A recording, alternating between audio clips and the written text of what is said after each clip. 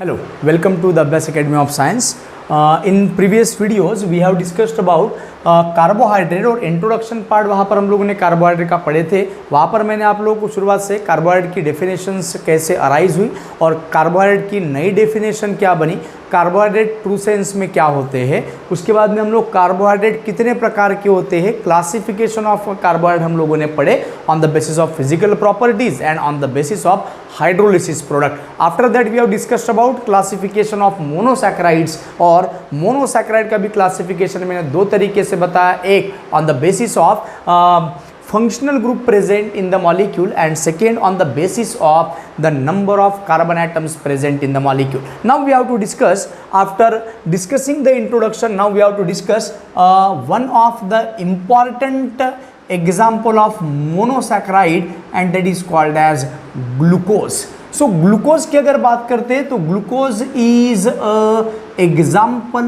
of aldohexose और glucose aldohexose है। So जैसे कि aldo represents aldehydic group present in the molecule and hexose represents 6 carbon atom should be present in the molecule. So ये aldohexose जो है जो 6 carbon वाला है और अल्डिहाइडिक ग्रुप भी प्रेजेंट है, ऐसे अल्डोहेक्सोज कितने प्रकार के हो सकते हैं सर? ग्लूकोज तो ये अल्डोहेक्सोज फैमिली का एक एग्जाम्पल है।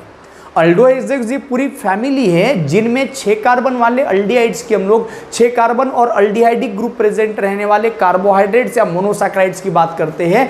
उन अल्डोहेक्सोज का एक एग्जाम्पल होता है सर ग्लूकोज, और उस ग्लूकोज का फॉर्मूला जो होता है मॉलिक्यूलर फॉर्मूला C6H12O6। वैसे तो जितने भी अल्डोहेक्सोज हम पढ़ने वाले हैं सभी के सभी अल्डोहेक्सोज का मॉलिक्यूलर फॉर्मूला ग्लूकोज की तरह C6H12 और O6 ही रहेगा। अगर ग्लूकोज के स्ट्रक्चर के बारे में अगर बात करते हैं तो सर मैं यहाँ ओपन चेन स्ट्रक्चर ड्रॉ कर रहा हूँ, CH2OH CHOH CHOH COHH, वैसे ही CHOH और वैसे ही टर्मिनल पोजीशन पर C double bond OH। Functional group aldehydic है तो अल्डिहाइडिक से काउंटिंग करोगे first, second, third, fourth, fifth and sixth carbon. So ये एक ग्लूकोज का मैंने स्ट्रक्चर ड्रॉ किया। This is the structural formula of glucose, open chain structure of glucose. So glucose is an example of aldohexose जहां पर 6 carbon है और aldehydic group present है, तो उसमें का ग्लूकोज मैंने एग्जाम्पल लिया। अब ये ग्लूकोज की अगर एक बात करते हो या अल्डोहेक्सोज की अगर बात करते हो तो इसमें 4 असिमेट्रिक कार्बन एटम है। 4 असिमेट्रिक कार्बन एटम मतलब ऐसे कार्बन जो 4 अलग अलग ग्रुप या एटम से लगे हुए हैं। जैसे ये कार्बन की अगर बात करते हो तो ये कार्बन 4 अलग अलग ग्रुप या एटम से लगा हुआ है, असिमेट्रिक कार्बन, ये भी असिमेट्रिक कार्बन, ये भी असिमेट्रिक कार्बन और ये भी असिमेट्रिक कार्बन। सो जितने भी कोई भी एक अल्डोहेक्सोज का अगर एग्जांपल ले रहे हो, जैसे कि मैंने ग्लूकोज का एग्जांपल लिया तो ग्लूकोज में 4 असिमेट्रिक कार्बन एटम दिख रहे हैं। So here asymmetric carbon atoms n equals to 4 and that's why number of isomers will be there। कितने आइसोमर्स हो सकते हैं इस मॉलिक्यूल के? सो 2 to the power n, so we have to put here value of n is 4, so answer is 16। इसका मतलब आप अगर बात करते हो C6H12 और O6 की तो 6 कार्बन, 12 हाइड्रोजन और 6 ऑक्सीजन रहने वाले ऐसे कितने कार्बोहाइड्रेट हो सकते हैं? ऐसे 16 कार्बोहाइड्रेट के एग्जाम्पल हो सकते हैं। मतलब कोई भी एक अल्डोहेक्सोज ऐसे 16 आइसोमर्स के फॉर्म में एग्जिस्ट करता है। उस 16 में से मैं 8 कहूंगा डेक्स्ट्रो आइसोमर और 8 रहेंगे लियो आइसोमर। सो डेक्स्ट्रो और लियो का मतलब आप लोगों को पता है। डेक्स्ट्रो मतलब ऐसे ऑप्टिकल आइसोमर जो प्लेन पोलराइज लाइट को राइट हैंड साइड में रोटेट करते हैं। लियो मतलब ऐसे ऑप्टिकल आइसोमर जो प्लेन पोलराइज लाइट को लेफ्ट हैंड साइड में रोटेट करते हैं। सो 8 डेक्स्ट्रो और 8 लियो। अब सवाल ये है सर कि ये 16 आइसोमर्स कैसे है? 16 आइसोमर्स, तो ये मैंने ग्लूकोज का मॉलिक्यूल लिया। अब ये ग्लूकोज जो है ये डी डेक्स्ट्रो है तो मैं कहूंगा ये डेक्स्ट्रो, आप लोगों का डेक्स्ट्रो ग्लूकोज। सर लियो ग्लूकोज की अगर बात करते हो तो आप लोग पूरा कॉन्फ़िगरेशन इन्वर्ट कर दोगे, CH2OH, C left hand side right hand side में इंटरचेंज करोगे, OHH, OHH, वैसे ही HOH, वैसे ही OHH और ऊपर क्या C double bond OH। Sir ये बन गया कौन सा, लियो ग्लूकोज। सर मतलब ग्लूकोज के कितने मॉलिक्यूल हो गए, 2 मॉलिक्यूल। सर वैसे ही अगर आप सेकेंड कार्बन का अगर कॉन्फ़िगरेशन चेंज करते हो, सेकेंड कार्बन मतलब ऊपर से, ये first second, sir second carbon का अगर कॉन्फ़िगरेशन अगर चेंज कर रहे हो आप लोग ऊपर से, मतलब H लेफ्ट हैंड साइड में, OH राइट हैंड साइड में, sir OH left hand side में, H राइट हैंड साइड में, अब ये ग्लूकोज नहीं रहेगा, ये बन जाता है सर आइडोज। आइडोज नाम का मोनोसैकेराइड बन गया। अब आइडोज का ये अगर डेक्स्ट्रो फॉर्म है तो बेसिक ये क्या रहना चाहिए, लियो फॉर्म रहना चाहिए, मतलब ये रहा लियो फॉर्म। मतलब ग्लूकोज के कितने मॉलिक्यूल, 2, एक डेक्स्ट्रो और एक लियो। आइडोज के कितने मॉलिक्यूल, 2, एक डेक्स्ट्रो और एक लियो। सर वैसे अगर आप 1 2 3 4 चौथे कार्बन का कॉन्फ़िगरेशन यदि चेंज करते तो आप डेक्स्ट्रो गैलेक्टोज मिलता, लियो गैलेक्टोज मिलता। कितने हो गए मोनोसैकेराइड, कितने हो गए आपके, सर 3 हो गए। कौन से ग्लूकोज हुआ सर, उसके बाद में आइडोज की बात की आपने, और चौथे कार्बन का जब कॉन्फ़िगरेशन आपने चेंज किए तो आपको गैलेक्टोज मिला। ऐसे ही आप लोग अलग अलग कार्बन का अगर कॉन्फ़िगरेशन चेंज करते जाओगे तो आप लोगों को ऐसे 8 मॉलिक्यूल्स मिलते हैं। हाँ, बाद में 8 मॉलिक्यूल, 8 2 16, मतलब एक डेक्स्ट्रो और एक लियो। जैसे ग्लूकोज की बात किया, आइडोज की बात किया, गैलेक्टोज की बात किया, वैसे ही रहता है मैनोज, वैसे ही रहता है एलोज, वैसे ही रहता है अल्ट्रोज, वैसे ही रहता है ग्लूकोज, वैसे ही रहता है टैलोज। सो ऐसे 8 मोनोसैकेराइड डेक्स्ट्रो और लियो के फॉर्म में अगर एग्जिस्ट करते हैं, सो 8 2 16 आइसोमर में एग्जिस्ट कर रहे हैं। सो इन सब में से मुझे सबसे ज्यादा यदि इंटरेस्ट यहां पर है तो वो है ग्लूकोज में। अब ग्लूकोज में इंटरेस्ट रहने की वजह क्या है, सो ग्लूकोज ये पूरे कार्बोहाइड्रेट की अगर पूरे मोनोसैकेराइड्स की अगर बात करते हो तो ग्लूकोज का एक कुछ अपना ही इंपॉर्टेंस है। जैसे कि पूरे एनिमल बॉडी को जो भी एनर्जी मिलती है वो एनर्जी किसकी वजह से मिलती है, तो ग्लूकोज की वजह से। जो कुछ भी हम लोग खाना खाते हैं डाइजेशन के दौरान कार्बोहाइड्रेट खाकर बन जाता है ग्लूकोज, और ग्लूकोज रेस्पिरेशन के थ्रू बन जाता है CO2, H2O और ATP मॉलिक्यूल्स, और ATP is nothing but the energy currency of cell. मतलब हम ग्लूकोज के बिना हमारी लाइफ को इमेजिन नहीं कर सकते, हम जिंदा ही नहीं रहेंगे। तो अब ये ग्लूकोज के बारे में अगर बात करते हैं तो सर ये ग्लूकोज ये एक मोनोसैकेराइड है। एक एक प्रॉपर्टी को मैं एक्सप्लेन करते जा रहा हूं। ग्लूकोज एक मोनोसैकेराइड है। सर मोनोसैकेराइड है मतलब शुगर टाइप कार्बोहाइड्रेट है। सर इसके अगर आप नेचुरली अगर देखते हो तो नेचुरली सभी ग्लूकोज आपको डेक्स्ट्रो रोटेटरी ही दिखते हैं, इसलिए उन्हें डेक्स्ट्रोजेज भी कहा जाता है। मतलब जितने भी ग्लूकोज आप लोगों को नेचर में दिख रहे हैं ये सभी के सभी डेक्स्ट्रो रोटेटरी है, मतलब प्लेन पोलराइज लाइट को राइट हैंड साइड में रोटेट करते हैं, और इसलिए ग्लूकोज को आप हमेशा क्या कहते हो, डेक्स्ट्रोज कहते हो। तो लियो फॉर्म भी उसका एग्जिस्ट करता है, लेकिन नेचर में हम लोग बात करते हैं naturally dextro form of glucose exist करता है, जो मैंने सबसे पहले यहाँ पर ड्रॉ किया था। सो डेक्स्ट्रोजेस भी कहते हैं। सर हम ग्लूकोज की अगर बात करते हैं तो ग्लूकोज शुगर की तरह सर वो स्वीट इन टेस्ट है, it is crystalline in nature, sir it is soluble in water, और इसका अगर मेल्टिंग पॉइंट अगर बात करते हो तो 419 केल्विन ये उसका मेल्टिंग पॉइंट होता है। सर इसी ग्लूकोज को हम लोग ग्रेप शुगर भी कहते हैं, और क्योंकि सर पके हुए ग्रेप्स में सर ये रहता है लगभग 20%। तो जितनी भी मीठी चीज़ें आप लोगों को दिख रही है सर, जनरली हम लोग फ्रूट्स की अगर बात करते हैं तो वहाँ पर प्रेजेंट होता है सर एक इंपॉर्टेंट कंस्टिट्यूएंट, कौन सा, ग्लूकोज का। वैसे हमारे ब्लड में अगर हम लोग बात करते हैं तो हमारे ब्लड में भी एक ग्लूकोज एक मेन कंस्टिट्यूएंट के तौर पर प्रेजेंट है। अगर हम लोग हमारे 100 ml ग्लूकोज की अगर बात करते हैं तो 100 ml ग्लूकोज में लगभग प्रेजेंट रहता है 65 to 110 मिलीग्राम ऑफ ग्लूकोज, और इससे ज़्यादा ग्लूकोज यदि हमारे ब्लड में प्रेजेंट रहता है तो हम कहते हैं कि sir person is suffering from diabetes. So उसके बाद सर हम लोग इसे ब्लड शुगर भी कहते हैं, क्योंकि ब्लड में प्रेजेंट है और ये ब्लड ही ग्लूकोज मॉलिक्यूल को हर एक सेल तक पहुंचाकर वहां पर सेलुलर रेस्पिरेशन करवाने का काम करता है और एटीपी जनरेट करने का काम करता है। तो ये जो ग्लूकोज है, ये ग्लूकोज की कुछ ये इंफॉर्मेशन आप लोगों को याद रखनी है। अब ये ग्लूकोज के बारे में पढ़ना है। ऐसे तो मैंने कहा कि ग्लूकोज एक अल्डोहेक्सोज का एग्जाम्पल है। अल्डोहेक्सोज कितने प्रकार के हो सकते हैं? 8 प्रकार के हो सकते हैं। 8 के नाम मैंने आप लोगों को बताया है। कौन से सर? ग्लूकोज बताया, मैनोज बताया, गैलेक्टोज बताया, एलोज बताया, अल्ट्रोज बताया, आइडोज, गुलोज या टैलोज, ऐसे 8 मॉलिक्यूल।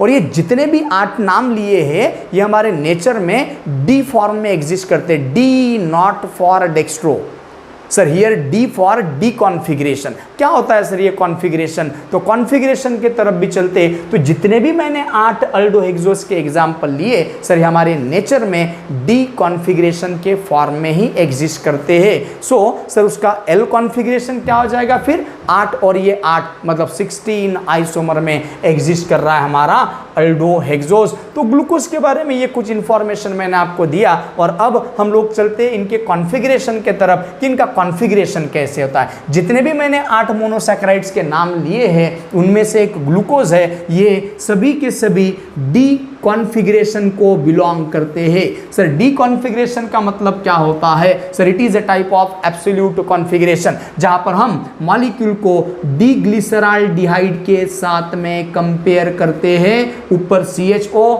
नीचे CH2OH और बीच में रख देते हैं हम लोग CHOH।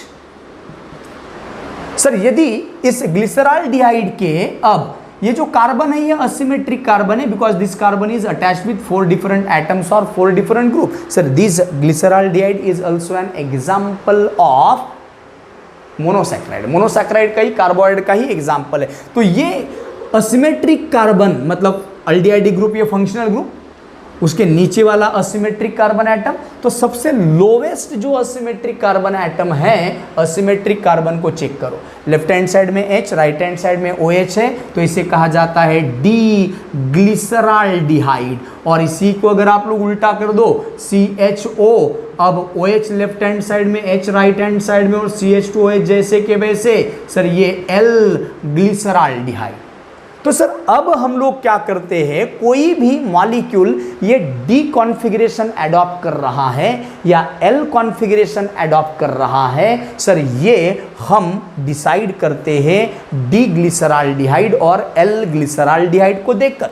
अब डी ग्लिसरॉल्डिहाइड को अगर देखता हूं मैं तो ग्लूकोज का एक स्ट्रक्चर ड्रॉ कर रहा हूं, ध्यान से देखते जाओ। CH2OH, CHOH, CHOH, COHH, वैसे ही CHOH और टर्मिनल पोजीशन पर रख दिया मैंने C डबल बॉन्ड OH।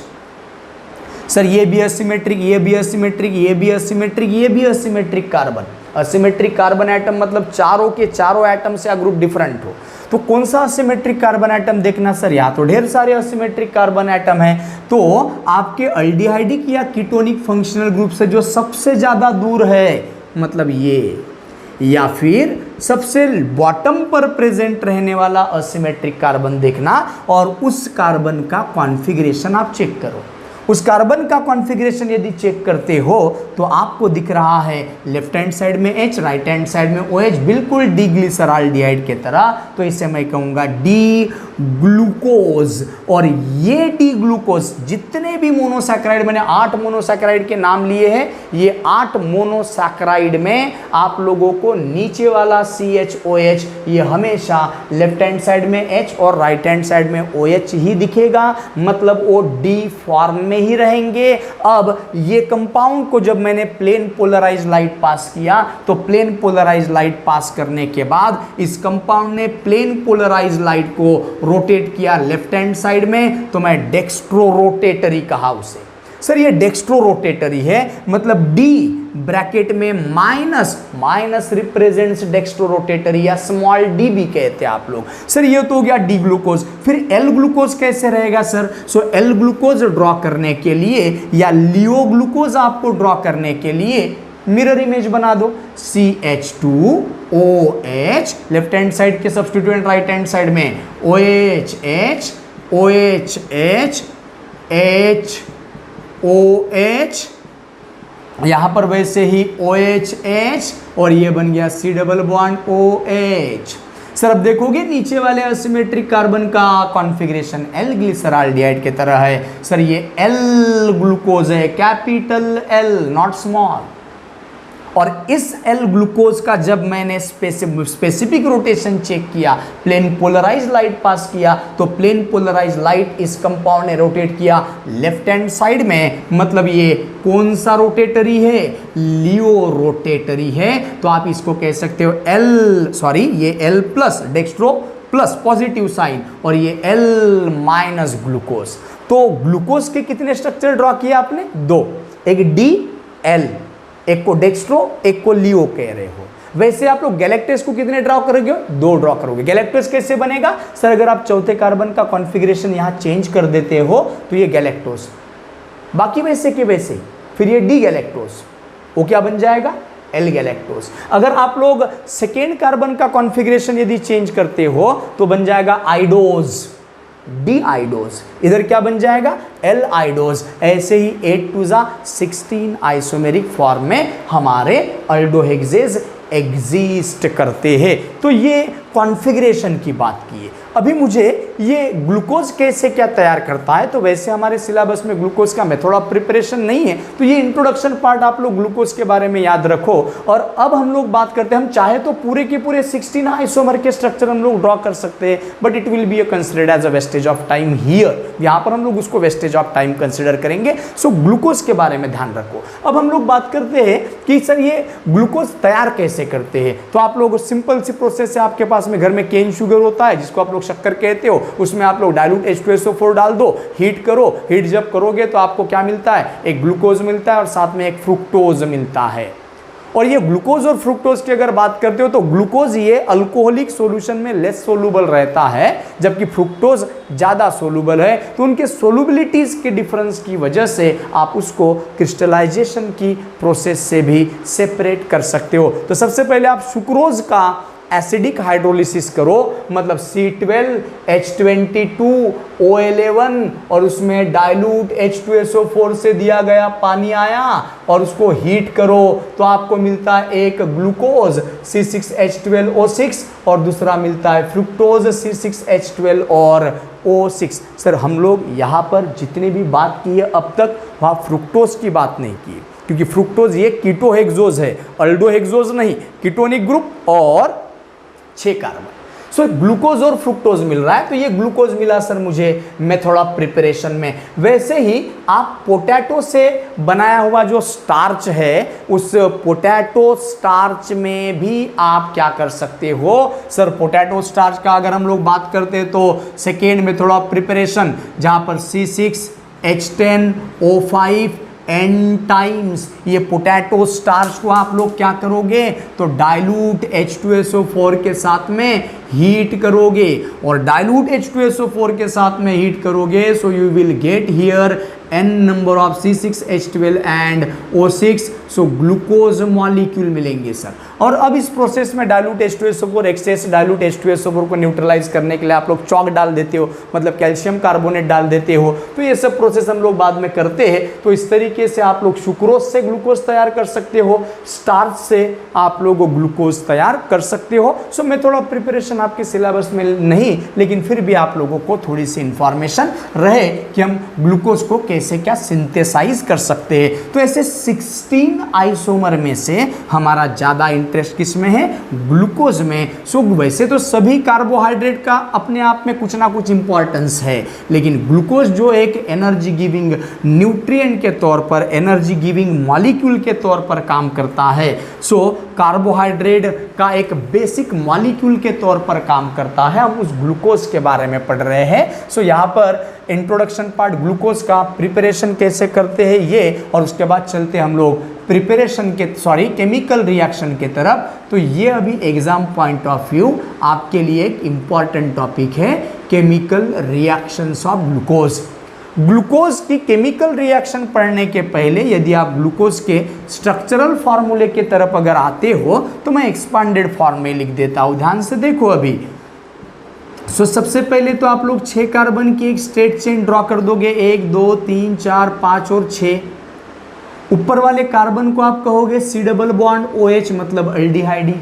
नीचे वाले हर एक कार्बन पर अभी आपको लगाना है एक OH, ठीक है।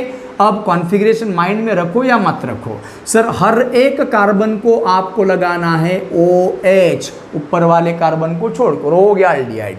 अब OH OH OH OH configuration ध्यान रखो बिल्कुल ग्लूकोज का। अब यहाँ पर भी वैसे ही OH, ये कैसे भी लिखो सर, ये H H H H H और ये H, ये हो गया सर ग्लूकोज। सो ये डी ग्लूकोज है या डेक्स्ट्रो रोटेटरी आप लोग कहते हो ग्लूकोज को। तो ये ग्लूकोज की खासियत क्या है सर, ग्लूकोज में ये जो C डबल बॉन्ड OH है सर अल्डिहाइडिक ग्रुप प्रेजेंट है। सो 1 अल्डिहाइडिक ग्रुप इज प्रेजेंट।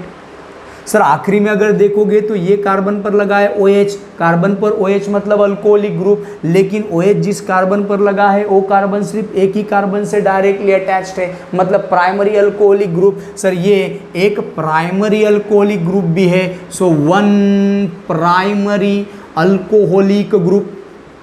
उसके बाद में सर ये कार्बन पर OH है, OH लगा है कार्बन से मतलब सर ये अल्कोहल है, लेकिन कौन से कार्बन पर लगा है, ये कार्बन दो कार्बन से directly attach, secondary secondary secondary secondary, it means 4 secondary alcoholic group. So moral of the story, हमारे ग्लूकोज में है एक अल्डिहाइडिक ग्रुप, हमारे ग्लूकोज में है एक बॉटम पर प्राइमरी अल्कोहलिक ग्रुप और बीच में प्रेजेंट है 4 सेकेंडरी अल्कोहलिक ग्रुप, और इन फंक्शनल ग्रुप की हमें केमिकल रिएक्शन में जरूरत पड़ेगी दोस्तों। तो ये हो गया ग्लूकोज का स्ट्रक्चर। अब पहली केमिकल रिएक्शन मैं ग्लूकोज की reaction with acetyl chloride. So acetyl chloride लो या फिर आप लोग एसेटिक एनहाइड्राइड भी ले सकते हो। सो एसेटिल क्लोराइड के साथ में रिएक्शन कैसे होगी हमारे ग्लूकोज की। सो पहली रिएक्शन विथ एसेटिल क्लोराइड, बड़ी सिंपल सी रिएक्शन से, ध्यान से आप लोग देखोगे यहाँ पर तो। So reaction with acetyl chloride. वैसे ही सेकेंड रिएक्शन में लिखूंगा यहाँ पर reaction with hydrogen cyanide, with hydrogen cyanide. Hydrogen cyanide मतलब HCN। So reaction with hydrogen cyanide. उसके बाद में वैसे ही थर्ड रिएक्शन यहां पर मैं लिखूंगा reaction with hydroxyl amine. So reaction with hydroxyl amine, ये तीसरी रिएक्शन। देखो साइमल्टेनियसली, क्योंकि रिएक्शन ये सिंपल है और थोड़ी सी सिमिलरिटीज है इसमें, इसलिए मैंने एक साथ तीनों रिएक्शन को यहाँ पर लिखा है। Sir reaction with acetyl chloride. Acetyl chloride, पहले तो सर ग्लूकोज की बात करूँ कि ग्लूकोज कैसा है। अब ग्लूकोज CH2OH CHOH। अब कॉन्फ़िगरेशन दिखाओ या मत दिखाओ कोई फर्क नहीं पड़ता, कॉन्फ़िगरेशन का अभी फिलहाल मुझे कोई भी काम नहीं। H कहीं पर भी दिखाओ और OH कहीं पर भी दिखाओ, कॉन्फ़िगरेशन का फिलहाल हमें काम नहीं। जहाँ पर मुझे कॉन्फ़िगरेशन का काम पड़ेगा बिल्कुल मैं कॉन्फ़िगरेशन वैसे ही करेक्टली लिखूंगा। सो मैं अब कॉन्फ़िगरेशन को थोड़ा सा निगलेक्ट करके ग्लूकोज के स्ट्रक्चर को ड्रॉ कर रहा हूँ। CH2OH CHOH, ये CHOH CHOH CHOH CHOH और वैसे ही C double bond OH। Configuration को मैंने थोड़ा सा इग्नोर किया क्योंकि यहाँ पर मुझे कोई काम नहीं है सर उसके कॉन्फ़िगरेशन का। Sir this is nothing but a glucose molecule. अगर आप स्पेस कम करना चाहते हो, जगह कम करना चाहते हो तो CH2OH नीचे है, ऊपर है C डबल बॉन्ड OH और बीच में कौन है CHOH CHOH CHOH 4 टाइम्स। तो आप डायरेक्टली लिख सकते हो CHOH 4 टाइम्स, ऐसे भी लिख सकते हो जैसे आपको कन्वीनियंट लगे। सो हम लोग नए हैं तो मैं पूरा स्ट्रक्चर लिख रहा हूँ उसका। सो ग्लूकोज की रिएक्शन कर रहे हैं हम लोग एसेटिल क्लोराइड के साथ। Acetyl chloride, acetyl represents acetic acid, CH3 C double bond OH acetic acid. और इस एसिटिक एसिड का OH निकाल कर यदि मैं Cl लगा देता हूं तो एसेटिल क्लोराइड। अब एक चीज आप लोग ध्यान रखो, अगर आप कोई अल्कोहल लेते हो और अल्कोहल की रिएक्शन ऐसे एसेटिल क्लोराइड के साथ में यदि करते हो तो ऐसे केसेस में एसिटिल क्लोराइड का Cl और अल्कोहल का H बाहर निकल जाता है HCl के फॉर्म में और आपको मिलता है RO COCH3 plus HCl. So here we are getting ester. सो कहने का मतलब जब अल्कोहल के साथ में रिएक्शन करते हो आप लोग एसिटिल क्लोराइड की या एसिटिल ग्रुप प्रेजेंट रहने वाले कंपाउंड की, तो आप लोगों को बदले में क्या मिलता है? Easter. Sir this is the reaction of alcoholic group, वो प्राइमरी रहे या सेकेंडरी रहे. सो अल्कोहलिक ग्रुप में होने वाली है सर रिएक्शन. तो अब ध्यान से देखो, ये सेकेंडरी सेकेंडरी सेकेंडरी सेकेंडरी और ये प्राइमरी, कितने OH है कुल मिलाकर? 5. 1 2 3 4 5. एसिटिल क्लोराइड भी कितने लेने पड़ेंगे सर? OH के एक OH के लिए एक एसिटिल क्लोराइड लग रहा था. सो बेशक 5 OH के लिए 5 एसिटिल क्लोराइड लगेंगे. तो ऐसे 5 बार लिखने की मैं जरूरत नहीं समझता इस लेवल पर, है ना. तो 5 टाइम्स डायरेक्टली लिख देता हूं. तो सर 5 Cl और यहाँ का H H H H और H मतलब क्या निकल गए बाहर? 5 HCl. सर 5 HCl बाहर निकल गए and this reaction is to be carried out in presence of pyridine.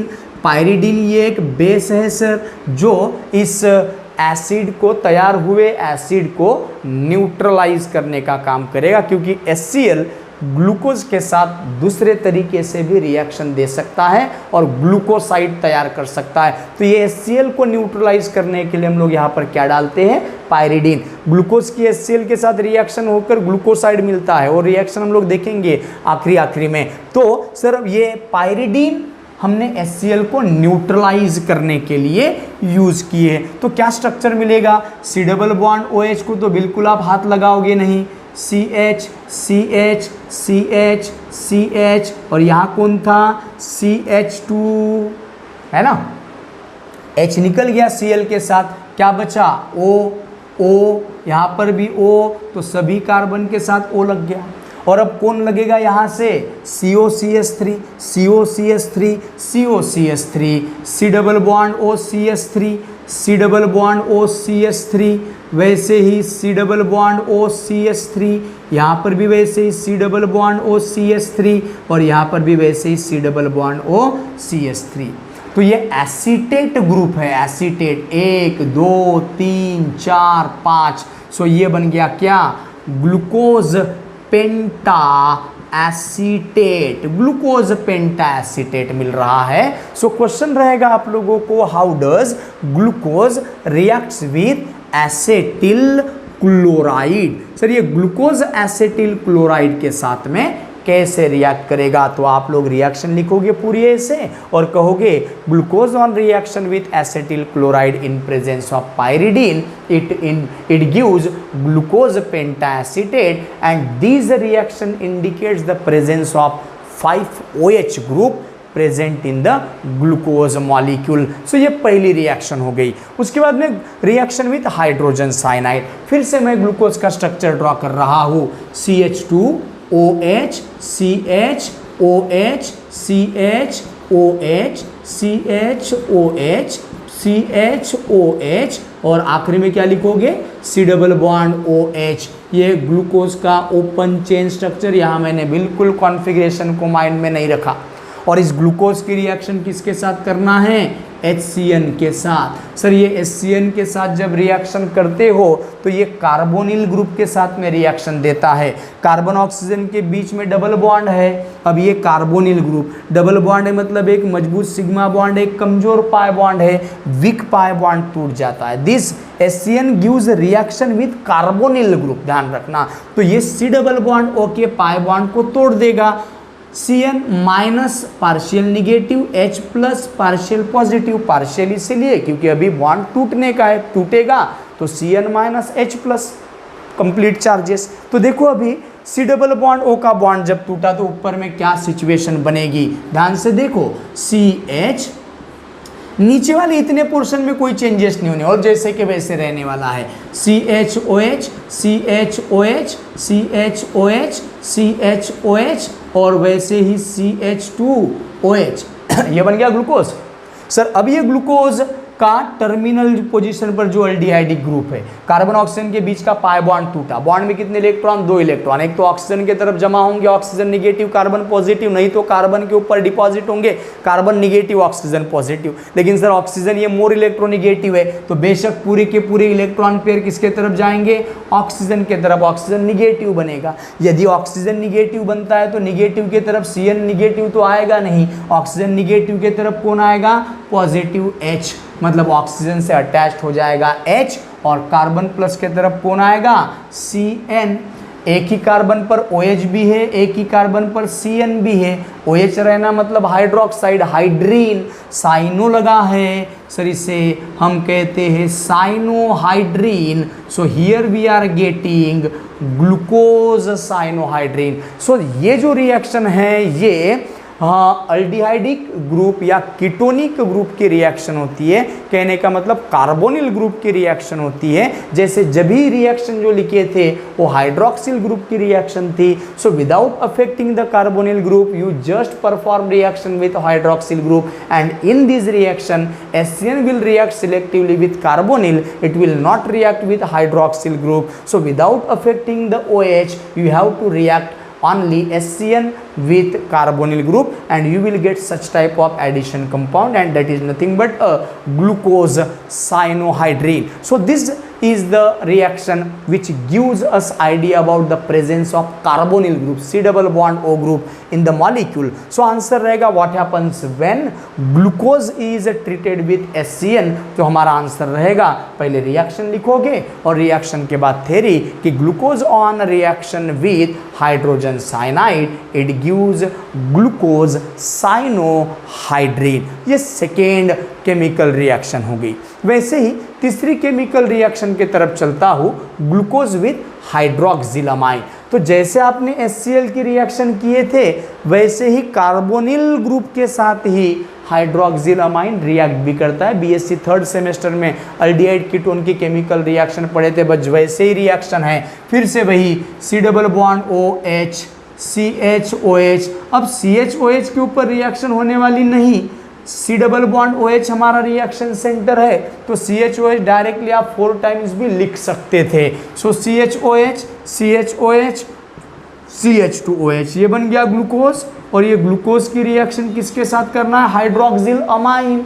Hydroxyl amine ammonia मतलब NH2 NH3 अमोनिया, अमोनिया का एक हाइड्रोजन निकालकर OH लगाओ, क्या बन जाएगा, हाइड्रोक्सिल अमाइन। अब ये जो हाइड्रोक्सिल अमाइन है NH2OH, इस कार्बोनिल ग्रुप का ऑक्सीजन और आपके इलेक्ट्रोनिगेटिव नाइट्रोजन को लगे हुए मतलब NH2 के हाइड्रोजन बाहर निकलेगा H2O, और H2O बाहर निकलने के बाद अब राइट हैंड साइड में जगह थोड़ी सी कम पड़ रही है तो प्रोडक्ट मैं नीचे लिखूंगा यहाँ पर। तो without affecting OH group we have to just add these condense this to compound. So CH carbon oxygen से टूट चुका है, निकल चुका है, कौन बचा, NOH। कार्बन के साथ नीचे कौन लगा है, CHOH CHOH CHOH CHOH, और वैसे ही CH2OH। सर कार्बन के बॉन्ड कितने हैं, 3, लेकिन कार्बन हमेशा 4 बॉन्ड बनाता है, C डबल बॉन्ड N। तो ये जो कंपाउंड तैयार हुआ है साथ में कौन निकला बाहर, H2O। तो ये जो कंपाउंड तैयार हुआ है दोस्तों, ये कंपाउंड है ग्लूकोक्साइम, ग्लूकोज का ऑक्साइम। डबल बॉन्ड NOH, ये जो फंक्शनल ग्रुप होता है double bond NOH, this is oxime group. Glucose से मिल रहा है ऑक्साइम, ग्लूकोज ऑक्साइम या ग्लूकोक्साइम भी कहते हैं हम लोग। सो तीसरी रिएक्शन में मुझे क्या मिल रहा है sir, glucose on reaction with hydroxyl amine it gives glucoxime. So this is the reaction which is shown by the carbonyl group. So this reaction also shows a formation of glucoxime, also shows presence of carbonyl group in glucose molecule. So पहली reaction मुझे क्या indicate करती है कि glucose में 5 OH present है इसलिए पेंटा acetate मिल रहा है। सर दूसरी रिएक्शन मुझे क्या इंडिकेट करती है कि ग्लूकोज में कार्बोनिल ग्रुप प्रेजेंट होगा इसलिए साइनोहाइड्रीन कंपाउंड मिल रहा है। It is the characteristic reaction of carbonyl group. तीसरी reaction, glucose on reaction with hydroxylamine, it gives glucoxime. So this reaction indicates the presence of carbonyl group in glucose molecule. तो ये हो गया हमारा क्या, तीसरा रिएक्शन. पहली chemical reaction, reaction with acetyl chloride, reaction with hydrogen cyanide, and third is reaction with hydroxylamine. अब question कैसे पूछते हैं ये आपको बताने की जरूरत नहीं. मैं क्वेश्चन पूछूंगा how will you convert glucose into glucoxime, या फिर what happens when glucose is treated with hydroxylamine. Similarly कोई भी रिएक्शन के ऊपर मैं ये दो ही तरीके से क्वेश्चन पूछता हूँ. तो ये हो गई 3 केमिकल रिएक्शन. आप यहाँ पहली रिएक्शन में एसिटिल क्लोराइड लेने की बजाय आप एसिटिक एनहाइड्राइड भी ले सकते थे. कैसे होती रिएक्शन ध्यान से देखो, अब मैं मिटाने जा रहा हूँ. अगर आप एसिटिक एनहाइड्राइड लेते तो सर एसिटिक एनहाइड्राइड कैसे रहता है, CH3 C double bond O, नीचे भी CH3 C double bond O, और दोनों कार्बन पर लगा दोगे आप ऑक्सीजन, ये एसिटिक एनहाइड्राइड. तो यहाँ पर H के साथ जब भी Cl निकलता था, अब H के साथ में इतना ग्रुप निकलता है, CH3 C double bond O OH. वैसे ही ये COCH3 जाकर अटैच हो जाएगा. एक के लिए एक एसिटिक एनहाइड्राइड, तो 5 OH के लिए 5 एसिटिक एनहाइड्राइड. तो जब भी क्या निकल रहे थे 5 HCl, लेकिन अभी क्या निकलेंगे 5 एसिटिक एसिड CH3COOH. मिलने वाला कंपाउंड बिल्कुल सेम ही रहेगा यदि एग्जाम में पूछते हैं तो ये हो गया हमारा 3 केमिकल रिएक्शन. उसके बाद में नेक्स्ट ऑक्सीडेशन रिएक्शन की अगर तरफ चलते हैं तो ऑक्सीडेशन रिएक्शन को 4 तरीके से मुझे पढ़ना है. एक, मुझे ऑक्सीडेशन करना है उसका ब्रोमीन वाटर के साथ. दूसरी बार मुझे ऑक्सीडेशन करना है उसका mild oxidising agent Tollens reagent के साथ. तीसरी बार मुझे फिर से ऑक्सीडेशन करना है strong mild oxidising agent Fehling solution के साथ. और चौथी बार मुझे ऑक्सीडेशन करना है ये स्ट्रॉन्ग ऑक्सीडाइजिंग एजेंट डाइल्यूट या कॉन्सेंट्रेटेड नाइट्रिक एसिड के साथ. सो ऐसे 4 स्टेप में मुझे ऑक्सीडेशन रिएक्शन पढ़ना है. So here I stop. In next video we will discuss about 4 oxidation reaction of glucose, and due to oxidation we will explain reducing properties of glucose, and after that we will discuss about reduction and furthermore reaction. So here I stop. Thank you so much.